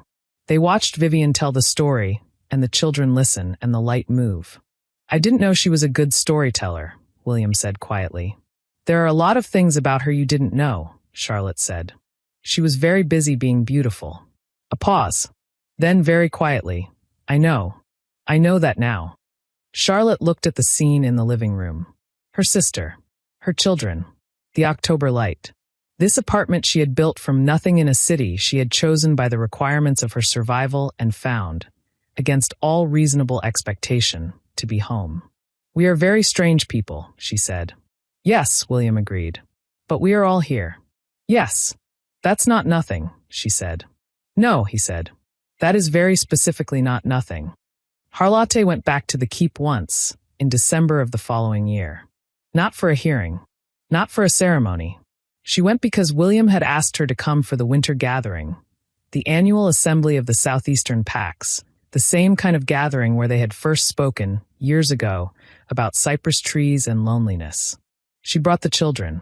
She did not wear her blue cloak. She wore a green coat she had bought in Asheville, which was hers in the way that only things you buy for yourself in your own life are yours. Blackthorn Keep rose from the marshland in the December light. It was the same as it had always been, unyielding, permanent, built to last. She regarded it with the equanimity of someone who has decided that a place does not have power over you unless you loan it some. She walked in through the front doors. Garrett was there, as always, and she thought he was perhaps slightly less formidable than she had always found him. Or perhaps she was simply less easily formidable. He nodded at her. She nodded back. They understood each other. She walked through the main hall, the children on either side of her, and stopped. The crayon drawings were still on the wall. Not in the cottage. The cottage was closed now, the children's things long since brought to Asheville. But someone, she did not need to ask who, had taken the drawings from the cottage wall and had them matted and framed, and they were hanging here in the main hall of Blackthorn Keep, where pack members passed them every day. Eli's lopsided son. Rose's wolf with enormous teeth. Rose stopped and looked at them. She studied them with the focused attention she brought to everything she deemed worth studying. Then she looked at Charlotte. "Those are mine," she said. "Yes. Why are they here?" Charlotte looked at the drawings for a moment. She thought about a man standing alone in an empty cottage, looking at crayon drawings pinned to a wall, understanding exactly what he had destroyed. She thought about what it meant that he had kept them, that he had brought them here, that he had put them where they couldn't be missed. "Because they belong here," she said. "Because you belong here. This is also yours if you want it." Rose looked at the drawings for another long moment. Then she looked back at Charlotte with those gray eyes. "Do I have to choose?" she asked. Charlotte looked at her daughter. She felt something move through her chest, complete, warm, almost unbearable. "No," she said. "You never have to choose. You can have both." Rose nodded once, with the decisive satisfaction of someone whose question has been answered correctly. Then she took her mother's hand and pulled her forward, deeper into the keep, toward the sound of voices and firelight and the assembled lives of hundreds of people who were, in one way or another, also hers. Charlotte let herself be pulled. She did not look back at the drawings. She already knew them by heart. She had walked into the dark. She had built the light herself. That was the whole story. 3 years later. Eli and Rose were 6 when Charlotte finally told them the full story. Not the political version. Not the pack statute version. The human version. The version that begins with 2 people in a ballroom talking about cypress trees and ends with 2 people on a bench in a November park, choosing each other for the second time, more honestly than the first. She told them at the kitchen table, on a Sunday morning when William was there and the mountains were doing their slow autumn turn. She had thought about how to tell it for a long time. She had decided to tell it the same way she did her accounts. Plainly, without editorializing, letting the facts speak their own meaning. Eli listened with complete attention and his rabbit on the table in front of him. Rose listened without moving, which was how she listened to things that mattered. When Charlotte finished, Eli said, "And then you drove in the dark." "Yes." "And we were in the car." "Yes." He considered this. "Was it scary?" "Yes." "But you did it anyway." "Yes." He nodded, with the satisfied air of a child filing a piece of information into the correct category. "That is brave," he said. Rose had been looking at William. She turned to Charlotte now. "And now you're not scared anymore?" Charlotte thought about this honestly, because she had made it a practice to answer her children honestly. "I'm still scared sometimes," she said. "But I know I can do scared things. So the scared is different now." Rose absorbed this. She looked at William again, then back at her mother. "Good," she said. "That is the correct way to be scared." Charlotte looked at her daughter, this small, watchful, completely herself person who had leaned her head against a stranger's arm 3 years ago and decided, on no more evidence than intuition, to trust him, and felt the specific completeness of a woman who has built something real and knows it. "Yes," she said. "It is." Later, when the children were in the other room and the kitchen was quiet, William said, "Thank you." She looked at him. "For what?" "For telling them the true version." "It was always going to be the true version," she said. "That's the only one I know how to tell." He looked at her for a moment. "I know," he said. "That is the thing I love most about you. That you have never once, in all the time I have known you, told yourself a convenient story." She held his gaze. "I told myself one," she said. For 18 months, I told myself I wasn't falling in love with you. That was the most elaborate convenient story I've ever attempted. How did it go? Catastrophically, she said. Obviously. He smiled, the quiet, real one. She had long since stopped trying to be unaffected by it. Obviously, he agreed. Outside, the mountains were the same as they had always been, indifferent and permanent, standing in their old red light. The children's voices came through from the other room. Eli's volume, Rose's precision, the specific harmonic of two people who have been alive together since before they were born. Charlotte looked at all of it. She had driven into the dark with everything she loved and nothing but the next mile. She had arrived here. It was, she thought, enough. More than enough. It was, in fact, the thing you did not dare to hope for, because hoping for it required believing you deserved it. She had spent 3 years learning that she did. The mountains held steady. The story continued. She had walked into the dark. She had built the light herself. That was the whole story. It was also entirely hers. Charlotte walked away from the Alpha King's ceremony without shedding a single tear. And now you know why. If this story moved you, hit that subscribe button and never miss another chapter. Did William truly let her go? Or will the Alpha King hunt her through every dark forest to bring her home? Drop your thoughts in the comments below, and give this video a like if you felt every ounce of Charlotte's quiet fury.